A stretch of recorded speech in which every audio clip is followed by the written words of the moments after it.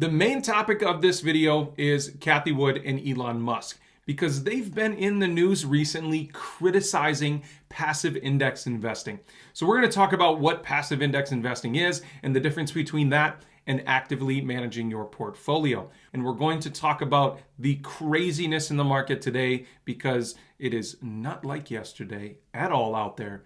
So stick around.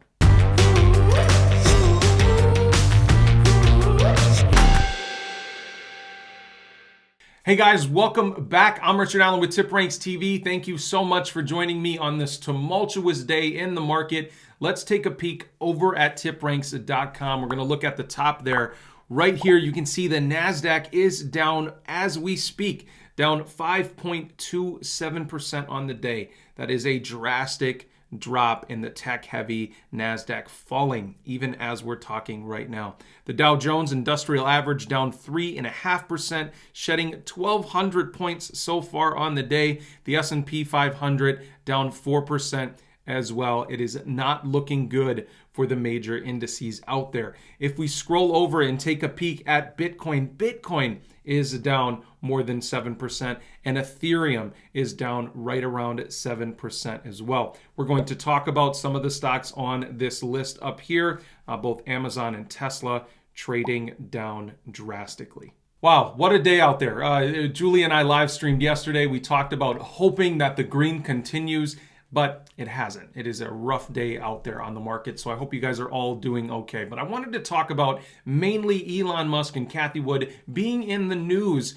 yesterday for criticizing passive index fund investing. So we're going to talk about that, and then we're going to peek at the difference between actively managing your portfolio and why it can be life-changing in times like this when the market is having a tough time. And I mean life-changing both in a positive and potentially negative way. So we'll talk about that all in this video. But what has Elon Musk and Cathie Wood come out and said? Cathie Wood said passive funds prevented many investors from enjoying a 400-fold appreciation in Tesla, from a $1.6 billion market cap at its IPO in June of 2010 to around $650 billion when it entered the S&P 500 10 years later in December of 2020.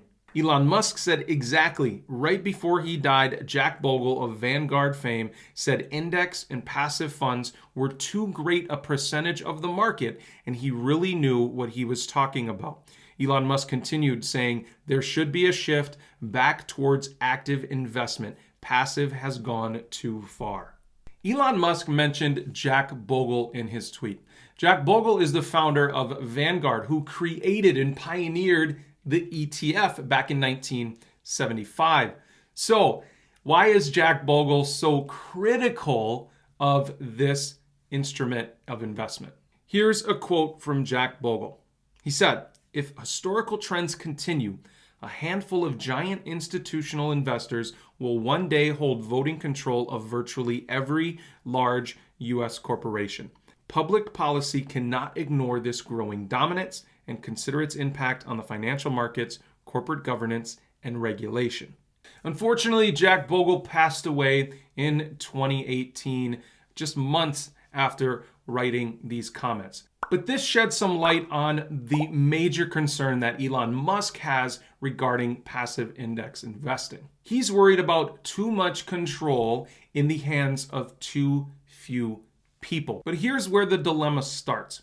When you actively manage your portfolio, you only beat the broader indexes about 20% of the time. That's right. The normal hedge fund manager on an actively managed ETF or fund only beats the broader market 19% of the time. If we take a peek at ARKK just today, they are down 8.5% today when the rest of the market isn't down as much. If we take a peek at year-to-date numbers for ARKK, they are down more than 50%. Now, the broader market is struggling as well, but certainly not to the same extent. So that is the dilemma we have. When you actively manage your portfolio, a lot of times you're going to fail compared to the broader market. But what can help you actively manage your portfolio in a simple, efficient way? A lot of the tools on TipRanks can help you do that. Not only do you get the analyst ratings for each of the stocks and their reasons behind their ratings, but you have so many other tools with earnings and website traffic and things like that that you can see on a quarterly basis, a daily basis when you're searching for your favorite stocks. So we're going to talk about a few different stocks. I mentioned Amazon and Tesla, but we're going to talk about some others that are specifically in my portfolio, why I hold them, why I believe in them long term, why the more riskier stocks I have aren't a large portion of my portfolio. This is only a part of my portfolio because today my portfolio is down about as much as ARKK is down, right around 8.5%. But yesterday, when the markets were up 2 to 3%, my portfolio was up 9 or 10%. So that's an expectation I have for this actively managed portfolio. Most of my investing is not actively managed. It is in the S&P or the Dow or the NASDAQ because I do believe that history will repeat itself and these indexes will outperform actively managed portfolios. But I enjoy it. I love doing research on companies, so it's something that I like to do with part of my portfolio. So let's take a peek at some of the stocks. Let's start specifically with Tesla since we're talking about Elon Musk. Tesla today is down 7.4%. If you look at the year-to-date numbers for Tesla, they are down 20%, but they've been down more recently. Over the last 6 months, down 18%. Over the past 5 days, they're actually up right around 3%. But today, rough day, 7.5% down. Over the past year, they are actually up 44%. But year to date, Tesla is down quite a bit. When you take a peek at a company like Tesla, for instance, they aren't just a car company. And that's why when we look at analyst forecasts for a company like Tesla, you'll see huge disparities in price targets. On the low end, as you can see, there's a $67 price target for Tesla. And on the high end, there's a $1,500 price target. Overall, there is a little bit of upside, but it's a moderate buy based on 14 buys, 8 holds, and 5 sells. A lot of analysts are pricing Tesla as just a legacy car company, and they just aren't. They're trying to solve artificial general intelligence. They're trying to get robots in everybody's houses, like iRobot. Hopefully that doesn't happen. Hopefully they're not super strong. They're trying to do so much in the way of battery tech and solar tech that they aren't just a car company. They're trying to do so much more. So is it fair to evaluate Tesla in the same way you would evaluate Ford or General Motors, for instance? No, it really isn't. So if you believe in Tesla long term, if you think that nothing has changed fundamentally with their business and they aren't there yet with artificial general intelligence and robots and things like that, but you still love their car business and their energy business, is it worth investing in them when they have dipped 20% year to date? Let me know how you feel, but that's the decision you can make when you actively manage your portfolio. That's the decision you can make, and you have to make those decisions for yourself. Second company I want to talk about is Amazon, because they have had a rough go over the past year and a half. If we take a peek at Amazon, trading under the ticker symbol AMZN, this is down 26% year to date, but still fundamentally a very, very strong business. Revenue, absolute juggernaut. And they're growing their businesses like AWS and others. And this is a company that will likely be around for a very, very long time. So when they're down 26%, is it an opportunity or is it time to sell? You have to make that decision when you actively manage your portfolio. But you can use tools here on TipRanks.com to find out different things about the business. Another company in the news recently as well that has seen some tremendous downside after losing subscribers, losing 200,000 subscribers during their last quarter, slated to use an additional 2 million subscribers by the end of the year. They're down 7% today, and Netflix is down 66% year to date. So on paper, doesn't look great. But again, you have to answer the question whether or not it's an opportunity to buy Netflix right now, or is it time to sell because their business isn't going to change? I believe it's a potential opportunity for Netflix right now because I think competition is good. And I think Netflix finally has real competition in the likes of Disney Plus, Warner Media, and others out there. They have real competition ahead, but I think Netflix will do the right things to pivot their business a little bit and be around for a really, really long time. Let me know what you think down in the comments. I want to hear from you. Another company that's been in the news recently is Meta Platforms, or Facebook, down year to date almost 40%.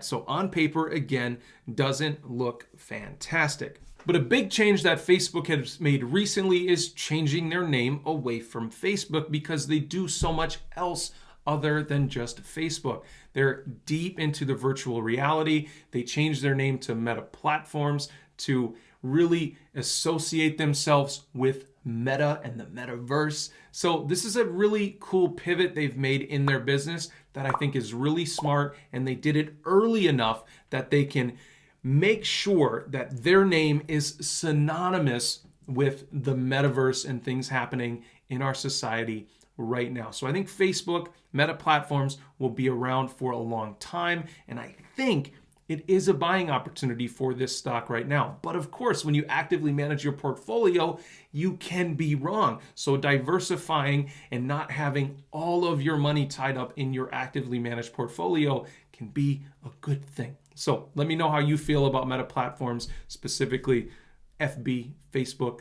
Let me know. I want to hear from you down in the comments. A stock that I absolutely love that is having a very, very rough day, Open Door Technologies, trading under the ticker symbol OPEN, down almost 9% on the day. Year to date, down almost 50%.